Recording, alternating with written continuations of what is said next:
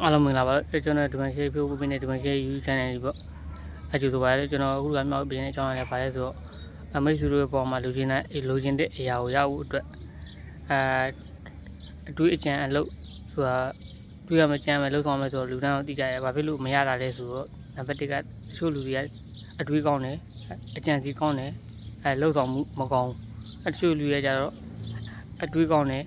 အကြံစီမကောင်းဘူးအလုပ်ဆောင်မှုကောင်းတယ်အဲ့လိုကြတဲ့အဆင်မပြေပြန်ဘူးတချို့လူတွေကြတော့အတွေးမကောင်းဘူးအကြံစီကောင်းတယ်လှုပ်ဆောင်မှုကောင်းတယ်အဲ့လိုကြလဲကျွန်တော်တို့လူချင်းတဲ့အရာကိုရဖို့ဆိုတော့မဖြစ်နိုင်ပြန်ဘူးအဲ့ကျွန်တော်အခုကျွန်တော်မြောက်ပေးခြင်းတဲ့အကြောင်းအရာလည်းဗာလဲဆိုတော့ကိုလူချင်းတဲ့အရာရဖို့အတွက်ဒီအတွေးရဲ့အကြံအလုပ်ရဲ့ဒီသုံးခုက